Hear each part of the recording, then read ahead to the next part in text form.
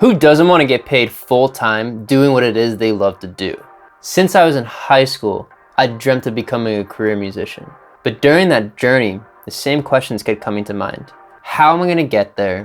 What do I need to get there? And how do I know when I'm ready to take that leap? With my experiences, I'm hoping to create a shortcut and a guide that can take you closer to that fateful day when you tell your boss that you're quitting your job to do music full-time.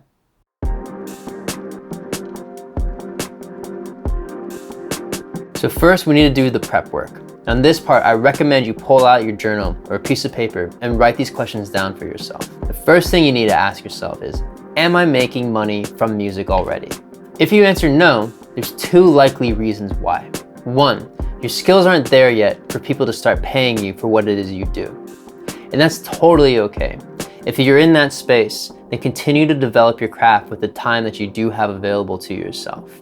The second, and more likely reason you might have answered no, is because you just haven't given yourself a chance to market your skills yet. Producers and engineers in particular fall for this trap a lot, because what happens is that we tend to focus so much on developing our craft and practicing that there becomes an imbalance between us sharing and marketing our work. And if you think that might be the situation, well then go and test the market. Do some releases or showcase your work on some form of social media.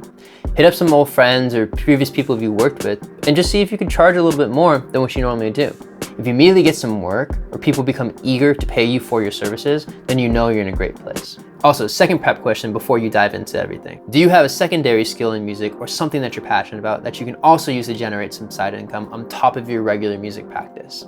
A music or entertainment career can really have peaks and troughs. So having a secondary side hustle is a great tool to weather any difficulties within your career. Now, if you already answered yes to the question if are we making money from our music, then you're in a wonderful place because your journey of going full-time into your art becomes a matter of just scaling what's already working for yourself. So let's go on to step number 2, the money part. Transitioning full-time into music can become a really easy and fluid process if you have a proper financial plan going into it. The first thing you need to have in place is an emergency savings. Emergency savings is going to be 6 to 12 months of your base expenses, your fixed expenses. These are going to be things like credit card payments, rent, car payments, basically things you can't just easily cancel. So a Netflix account wouldn't fall into that category because I could easily just close that account the week of. As an emergency savings though, tapping into it is going to be our last resort. Now on top of this, you want to create what I call your faux full-time salary or your fake full-time salary.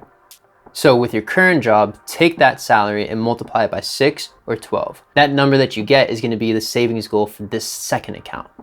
Now what's really cool about this account is you can simulate your monthly paycheck. When you're full-time in music, hey, you can draw monthly amounts from this account to simulate your previous paycheck. And what I recommend is to only use this account to close the deficit between your music income and your previous salary. For example, let's say your old paycheck was $2,500 a month. You're working full-time in music, but you're just starting out, so maybe you only made $500 from music activities. Well then at the end of the month, you would only draw $2,000. What's great about practicing it in this way is then you can actually save some money in that account. And then you also don't have to have any kind of lifestyle change as you transition from your old job into music. With these two accounts in place, you'll be able to take at least a year to a year and a half off from your day job.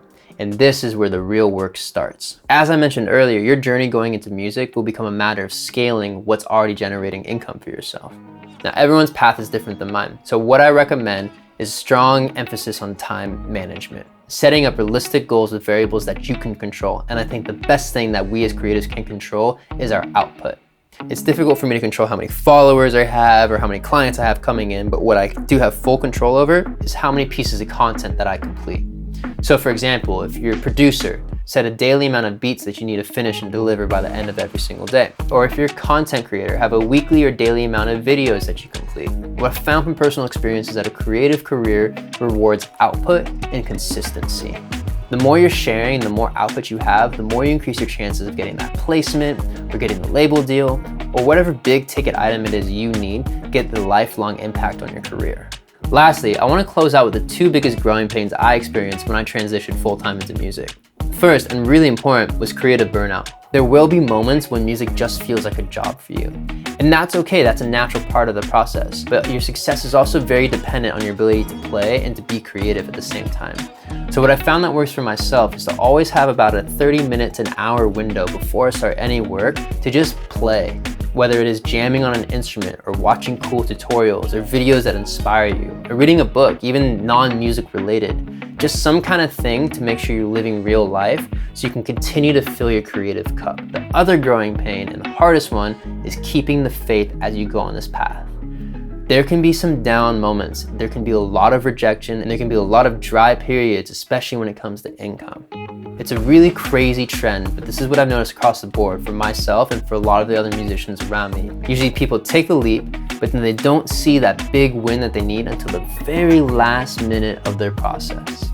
It almost feels like a universal test as a musician. What I recommend on this one is to always go back to your initial reason of why you took this leap, of why you dove into music, and why you're honoring your dreams. And it'll help you stay rooted and to realize that the discomfort that you're experiencing right now is very temporary, and that your life and that opportunity you need can arrive in any moment. So if you have any questions, I seriously mean it, hit me up. Comment, reach out on Instagram, email, call me, I don't care, hit me up. I'm here to help because I am so supportive of anyone that wants to pursue their dreams. Stay stubborn, stay faithful, and always remember the initial reason you got into this. Everyone deserves to live the life of their dreams.